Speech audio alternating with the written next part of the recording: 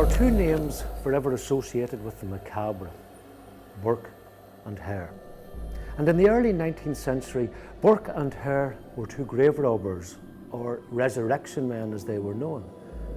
They killed 17 people and sold their cadavers to the medical college in Edinburgh, because in those days there were no bodies for scientific research. So Burke and Hare provided a rather gruesome service.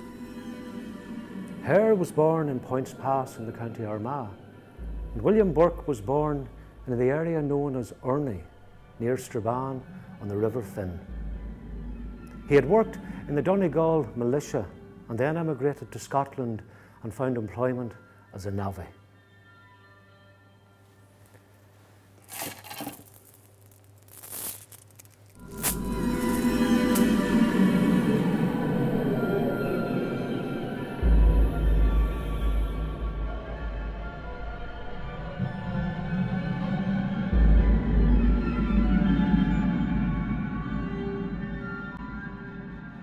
Hare was given immunity from prosecution, and he testified against his accomplice Burke.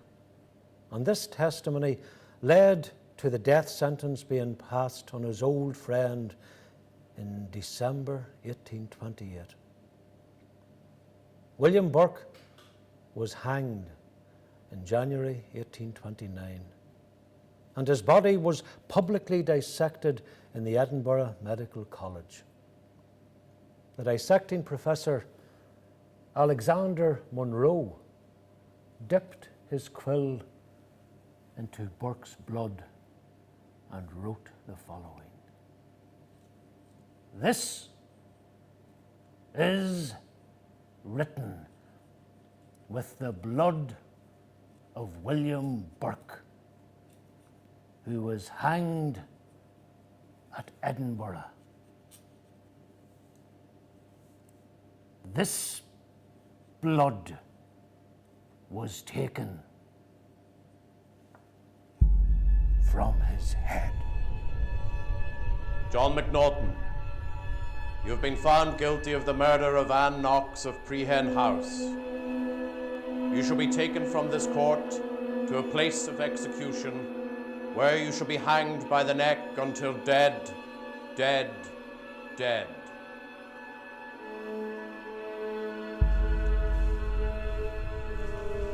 One of the earliest public hangings associated with Lifford Jail is that of John McNaughton. And his story has gone down in notoriety. And though it took place in 1761, over 250 years ago, it is still remembered in the area and indeed has become part of the local folk life.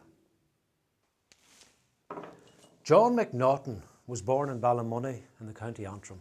He was the son of a gentleman. And when his father died, he left him £500 a year, which was a considerable amount of money in those days. Young McNaughton went to Dublin University and, alas, did not finish his education, but instead he followed that other 18th century pastime, the life of the rake. He became a gambler, a drinker, a wencher, and many other activities only found in the city. Subsequently, he fell in love and married a young girl, Mary Daniel, who was the daughter of the Dean of Down. Now, McNaughton had promised to give up his wicked ways, and for 2 years he abstained from gambling. He fell back into his old ways, however, and his debts mounted up and increased, and he was arrested. And such was the shock that his wife, who was now heavy with child, died from distress. McNaughton fell in hard times until an old friend, Andrew Knox, invited John to come and stay with him and his family. Andrew Knox was a member for the Irish Parliament for Donegal, and he lived at Prehen House just outside Derry. John took Knox up on his offer and soon settled into his new abode.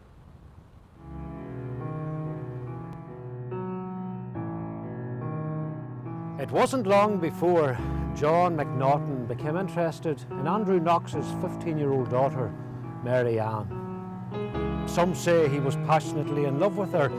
Others will say that her £5,000 fortune was a much greater attraction. Well, whatever the reason, McNaughton wanted to marry Mary Ann.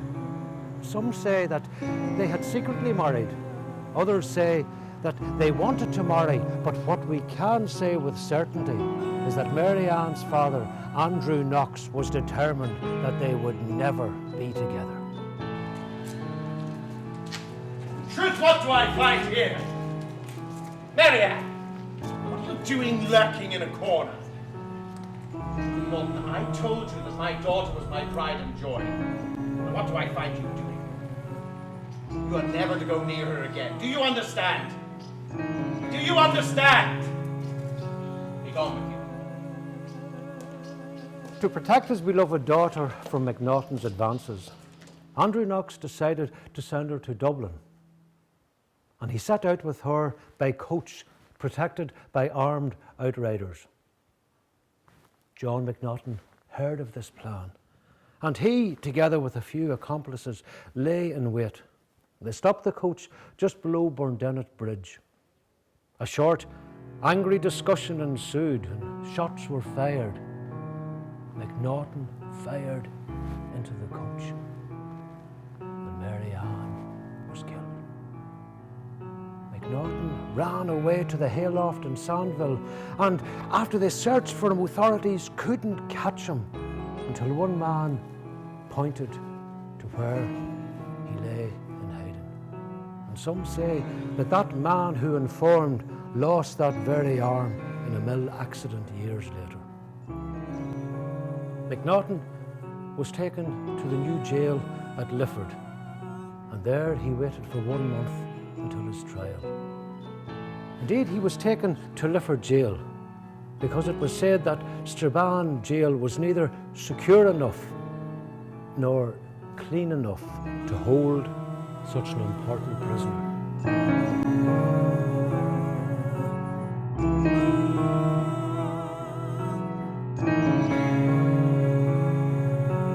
John McNaughton, you have been found guilty of the murder of Ann Knox of Prehen House. You shall be taken from this court to a place of execution where you shall be hanged by the neck until dead, dead, dead. And so it was that on the 15th day of December 1761, John McNaughton was led to the gallows in Strabane.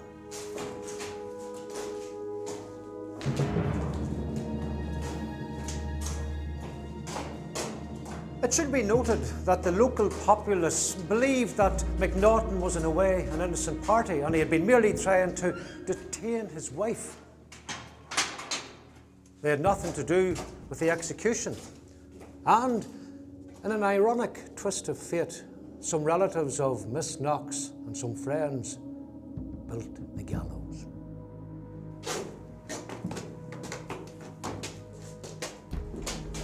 The rope was placed around McNaughton's neck.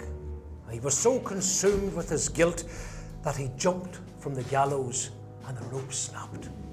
And in those days it was believed that if the hangman's noose snapped, it was divine intervention and the condemned man was allowed to live. Not so McNaughton. He said, "I do not wish to be remembered as half-hanged McNaughton." And with the noose around his neck, he jumped from the gallows and was dispatched. And to this day, he is still remembered as half